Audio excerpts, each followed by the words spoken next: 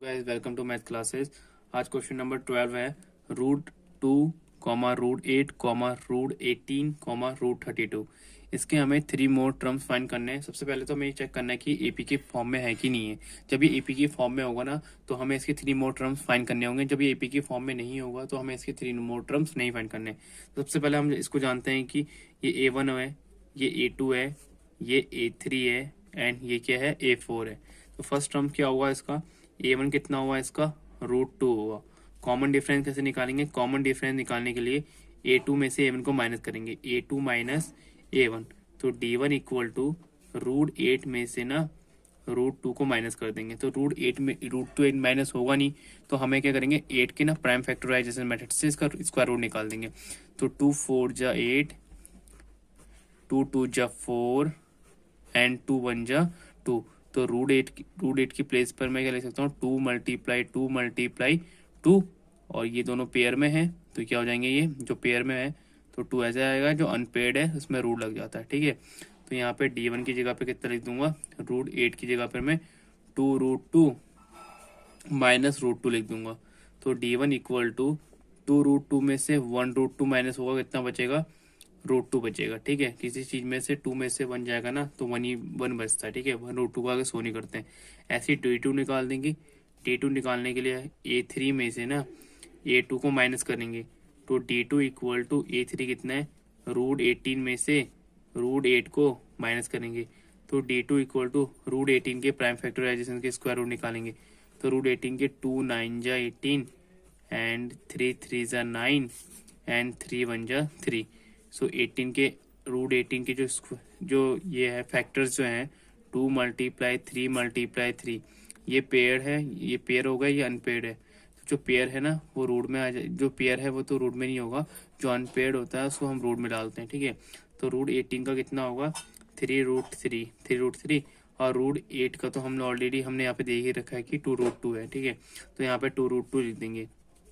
तो D2 equal to कितना आएगा, 3 √2 में से 2 √2 जाएगा, कितना बचेगा 3 में से 2 जाएगा 1 बचेगा, तो √2 बचेगा। ठीक है, ये आपका कितना आ गया D2 आ गया।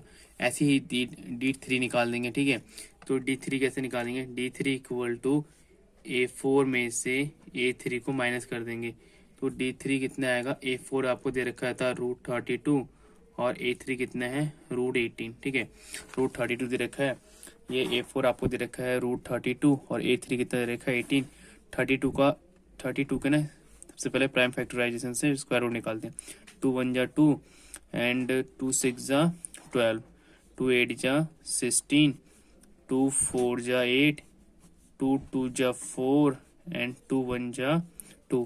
तो 32 का जो स्क्वायर रूट है ना आपका, √32 के प्लेस पर आप लिख सकते हो इसको 1 2 3 4 5। तो 2 × 2 × 2 × 2 × 2, तो ये दो क्या हो गए, पेयर हो गए। जो पेयर हो गए ना, पेयर का मतलब ये 2 हो गया, ये 2 हो गया, जो अनपेयर्ड है वो रूट में रहेगा। तो 2 2 जा 4, 4 √2 बचेगा इसका। ठीक है, तो D3 के प्लेस पर ना √18 की √32 के प्लेस पर आप 4 √2 लिख देंगे और 18 के प्लेस पर 3 √2 रख देंगे, 3 √2। तो D3 इक्वल टू 4 √2 में से 3 √2 गया, 4 में से 3 गया 1, तो 1 √2, 1 को शो करते नहीं है। तो इसकी जो देखिए कॉमन डिफरेंस जो है ना सबके सेम है। सबके कॉमन डिफरेंस में क्या है, सबके कॉमन डिफरेंस सेम है। D1 D2 और D3 ऑलरेडी सेम है। तो लास्ट में यहाँ लिख देंगे yes it is an AP, yes it is an AP, ये AP में है, yes it is an AP। जब ये AP में है, जब ये AP में है तो उसके 3 मोर टर्म्स फाइंड करेंगे। We need to find 3 more terms. So A5 equal to A + 4D। तो A5 इक्वल टू ए की वैल्यू जो है ना वो √2 है। ए की वैल्यू कितनी दे रखी है इसमें, √2 दे रखी है, +4 मल्टीप्लाई डी की वैल्यू कितनी है यहाँ पे, ये D1 D2 D3 are same. तो डी की वैल्यू कितनी है, √2 दे रखी है। A5 equal to √2 + 4 √2, we get 4 √2 + 1 √2, we get 5 √2। क्योंकि 4 √2 में हम एक √2 प्लस करेंगे ना तो 5 हो जाएगा, क्योंकि यहाँ पे प्लस हो रहा है। ऐसे ही A6 निकाल देंगे। A6 इतना होता है, A6 हो जाएगा आपका A + 5D, A + 5D। So A6 equal to A के प्लेस पर √2 + 5, डी के प्लेस पर √2, क्योंकि ए भी √2 है और डी भी √2 है। सो A6 इक्वल टू √2 प्लस 5 √2, तो 5 √2 प्लस 1 √2, A6 इक्वल टू 6 √2। ये क्या आ गया आपका, A6 आ गया, ये आपका A5 आया था। एंड A7 निकालेंगे, ठीक है। A7 equal to A plus 6D, A7 equal to A की वैल्यू √2 प्लस 6, D की वैल्यू √2। A7 equal to √2 plus 6 √2, so A7 equal to 6 √2 plus 1 √2, we get 7 √2, ठीक है। 6 √2 में 1 √2 प्लस करेंगे कितना आएगा, 7 √2, ये आपका A7 आ गया, ठीक है। अब ये जो क्वेश्चन है ना, ये आपको जो आपके एनसीईआरटी के आंसर शीट में ना, जब ये सब में √2, √8, √18, √32, तो इनको भी हमें रूट में लिख लेते हैं, ठीक है। तो इसको रूट में लिखने के लिए ना आपको क्या करना पड़ेगा, जैसे मान लो A5 की वैल्यू 5 √2 आई है, ठीक है। तो इसको रूट में लिखने के लिए ना आप √2 लगाएंगे, पर 5 √2 किसका रूट होगा वो आपको पता होगा कि किसका स्क्वायर रूट होगा ना। तो आप क्या करेंगे, 5 √2 को ना 5 √2 से ही मल्टीप्लाई कर देंगे, ठीक है, डबल मल्टीप्लाई कर देंगे। 5 से कितना होता है 25, एंड √2 की मल्टीप्लाई रूट से करेंगे कितना मिलेगा, 2 मिलेगा, क्योंकि रूट के अंदर क्या है, दोनों सेम नंबर है। जब सेम नंबर होंगे तो दोनों की मल्टीप्लाई करेंगे तो आंसर सेम आएगा।